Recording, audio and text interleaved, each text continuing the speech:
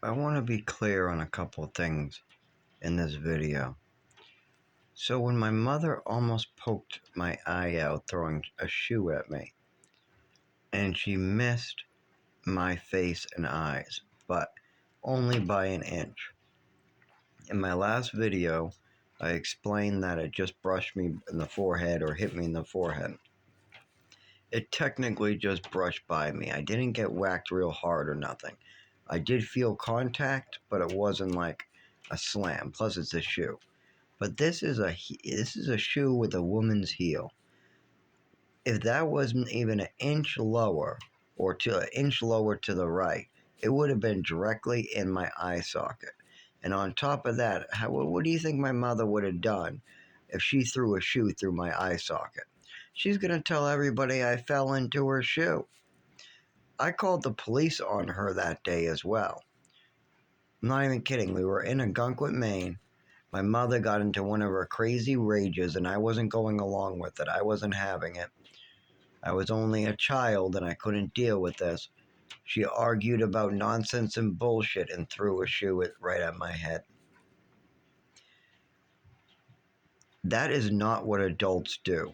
If I threw a shoe at my father's head, I'm pretty sure I would be put into prison. But yet my mother's allowed to do all different types of horrible things to her child. The biggest one is the overdose at age 7. That's the one that has caused the most damage to my body. But there was a full ipecac. Let me be clear there. I ate a mushroom. I repeated what adult told me. It scared people around me. My mother went nuts, and she decided to pour 7 ounces of pure ipecac into a bottle. Forced me to take it. Tell me I'm not allowed to leave the bathroom for days, whatever, until I take it. You're not allowed to leave until you take all this. Forcing way extra ipecac on the child.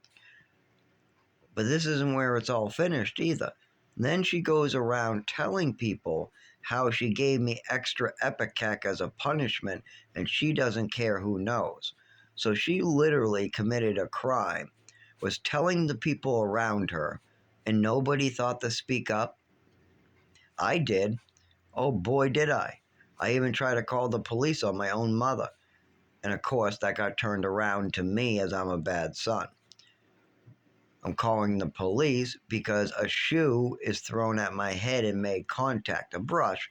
Honestly, I wasn't hurt. Nothing was a big deal except for my mother going nuts again. Did I throw anything back? No. Did I hurt her? No. She was going nuts. I called her crazy, called her a name. She followed me all the way up the stairs. This is in Maine, not Chelmsford, so there's a different staircase. She follows me all the way upstairs to my room, continues belittling me, screaming at me, takes off her shoe and throws it at my head. Now, imagine, she was a grown adult. She was like in her 50s at that point, almost 60. She might have hit 60, but I don't think so. If a 50-year-old man threw his shoe at a child, what do you think would happen in public? If a 50-year-old woman gave extra ipecac to the child as a punishment today, and there was witnesses and cameras, what do you think would happen?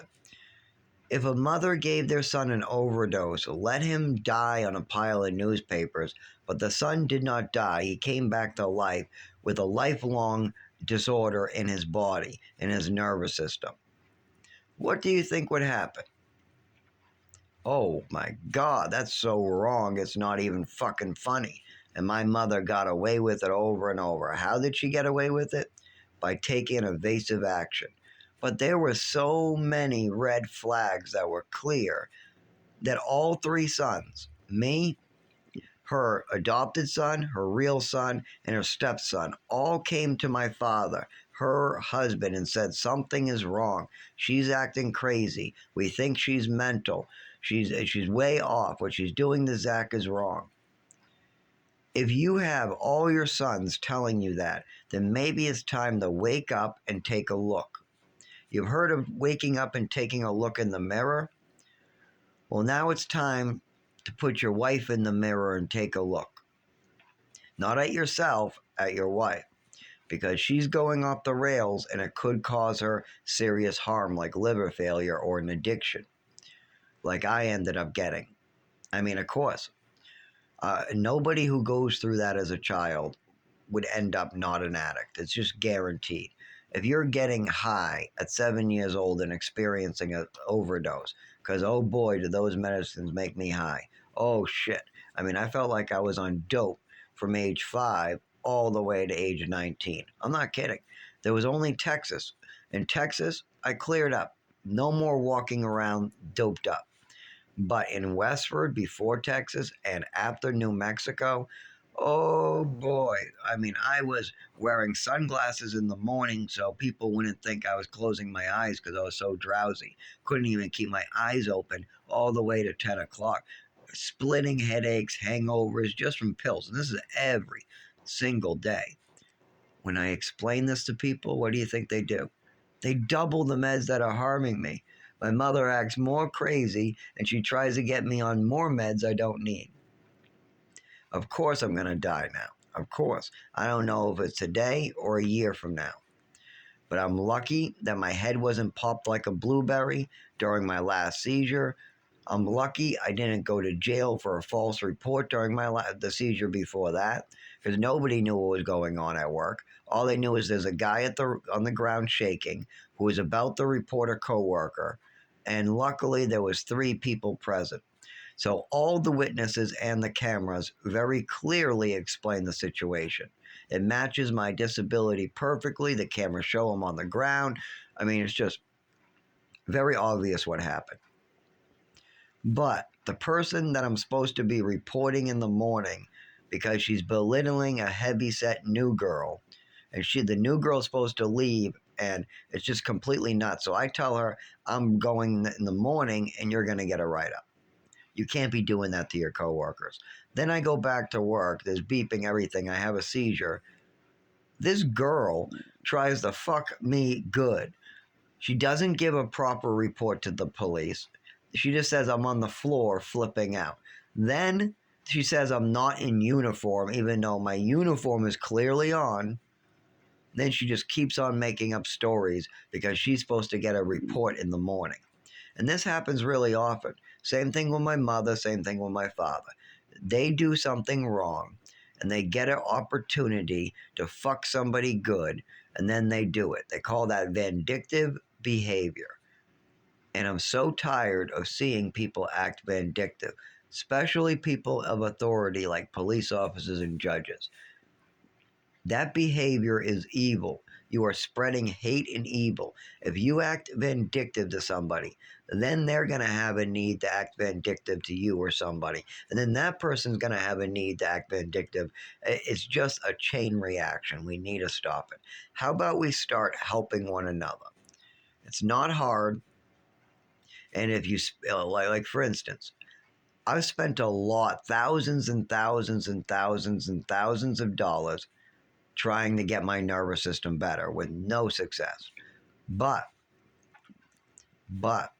I've been able to help lots of people for free by just using the resources around me and pointing in the right direction, giving them an ear or giving them a mouthpiece. Like Raymond and Dave aren't able to talk really well. They get confused, they don't explain themselves. Like for instance, my roommate just wanted some medicine from his doctor for memory, for like senile or Alzheimer's. He has something going on. The way he explained it was he wants brain pills. So you know what the doctor gave him? Zoloft, an antidepressant for memory. So now on Monday, he has to call his doctor back, send the prescription back, and get a prescription for Alzheimer's or senilism or being senile. But the only reason why he had this fixed is because I have a mouthpiece. If it wasn't for me, a dizzy man who's getting sick and wants medication for his memory would be taking Zoloft, an antidepressant. By the way, I was on Zoloft as a kid. When I saw that bottle, the generic name for Zoloft. It rang so many bells. Oh my God. Yeah, that's one of the ones I was on at a younger age, Zoloft. If you want to know my med list from childhood, it's so big I can't even remember all of them. My mother was fooling around with my body with so many meds, I lost track. But the ones I know for sure are Xanax, Ativan, Thorazine, Haldol, Seroquel, Trazodone, Remeron, Risperidone, Lamictal. Now I'm on Triliptal, Zoloft, Ritalin, Adderall, Wellbutrin, and much, much, much, much more. Don't forget antibiotics and Vicodin. I was prescribed Vicodin antibiotics multiple times. Also, I was told to take a glass of milk for vomiting in the morning for about a year. That's because the antibiotics mixed with my other medication was awful. My stomach would hurt, physically hurt every morning to the point where I was dry heaving and vomiting. Not only that, from the reaction of the medications, I was getting severe hangover headaches every morning, but sometimes during the day at like noon or 3 o'clock or whatever, oh my God, they'd be so painful. They would slam me to the ground, shaking, covering my like ears and face or whatever, and I needed to go to the emergency room. But nobody thought that this was a problem. They went back on vacation, they went on a cruise, they went out to eat, and nobody cared one bit about my bumping into stuff, my seizures, or the overdose, or my mother. The key one here is getting my mother help and getting me help with my nervous system, numbness, necrosis, whatever the hell it is. I think I got that wrong. It's not necrosis. It's called, oh my God. I don't know right now. Anyways,